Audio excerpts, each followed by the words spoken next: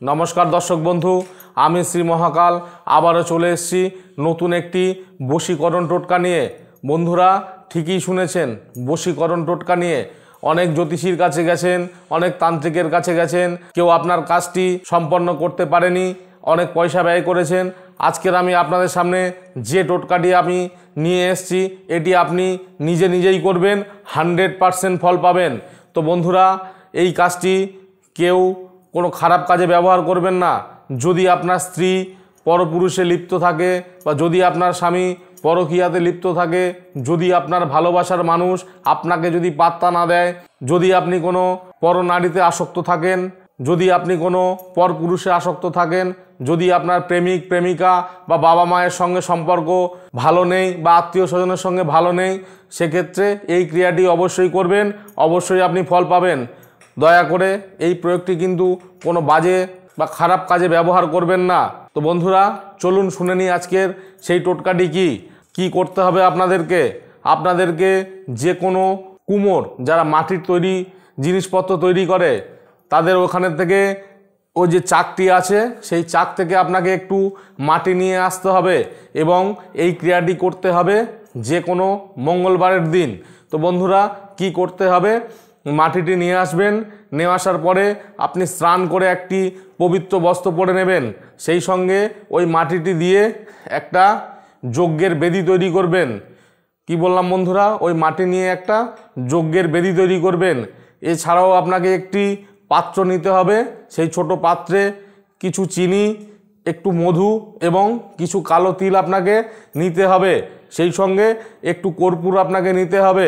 তো বন্ধুরা, এই জিনিসগুলো আপনারা রেডি করে রাখবেন। রেডি করে রাখার পরে যখনই আপনি এই ক্রিয়াটি করবেন, আপনাকে পূর্ব দিকে মুখ করে এই ক্রিয়াটি করতে হবে। তো কি করতে হবে? ওই যে বেদিটি করেছেন, সেই বেদিতে কর্পূরটাকে আপনাকে প্রথমে জ্বালাতে হবে। জ্বালানোর পরে যে মিশ্রণটি আপনি তৈরি করেছেন, চিনি, মধু এবং কালো তিল দিয়ে, সেই মিশ্রণটিকে একটি ছোট চামচের মাধ্যমে একটু একটু করে নিতে হবে এবং সেই কর্পূরের ওপরে অল্প অল্প করে ঢালতে হবে। এবং যখনই আপনি ঢালবেন, আপনাকে এই ছোট্ট একটি মন্ত্র আছে, সেই মন্ত্রটি আপনাকে জপ করতে হবে। তো মন্ত্রটি কি, চলুন একটু মন দিয়ে শুনে নিই। ওং অমুক, অমুকের জায়গায় আপনি যাকে ভালোবাসেন তার নাম, বা যে আপনাকে পাত্তা দেয় না বা আপনার থেকে দূরে সরে গেছে, সেই ব্যক্তির নাম অমুকের জায়গায় আপনাকে বলতে হবে। এবং তারপরে মম বসমানয় কুরু কুরু সহিষ্ঠ একবার করে বলবেন। একটু করে ওই মিশ্রণটি যজ্ঞে ঢালবেন। এরকম করে করে আপনি 7 বার দেবেন এবং এই মন্ত্রটি আপনি 7 বার জপ করবেন। তো বন্ধুরা, আবার মন্ত্রটি বলে দিচ্ছি, একটু মন দিয়ে শুনে নেবেন। ওং অমুক, অমুকের জায়গায় যে ব্যক্তিকে আপনি ভালোবাসেন, সে যে কেউ হতে পারে, প্রেমিক প্রেমিকা, বাবা মা, আত্মীয় স্বজন, বন্ধু বান্ধব, যে কেউ হতে পারে, সেই ব্যক্তির নাম আপনি ওখানে উচ্চারণ করবেন। এবং সেই সঙ্গে মম বসমানায় কুরু কুরু সহিষ্ঠ, এই মন্ত্রটি আপনাকে জপ করতে হবে। এবং এই মন্ত্রটি আমি আপনার স্ক্রিনে দেওয়া থাকবে, সেখান থেকেও ভালো করে দেখে নেবেন। তো বন্ধুরা, এই রকমভাবে 7 বার করবেন। 7 বার করার পরে দেখবেন যে ব্যক্তিকে আপনি ভালোবাসেন, সেই ব্যক্তি আপনার কাছে পাগলের মতো ছুটে আসবে, আপনার পায়ের কাছে এসে পড়বে। বন্ধুরা, এই প্রয়োগটি অবশ্যই করবেন।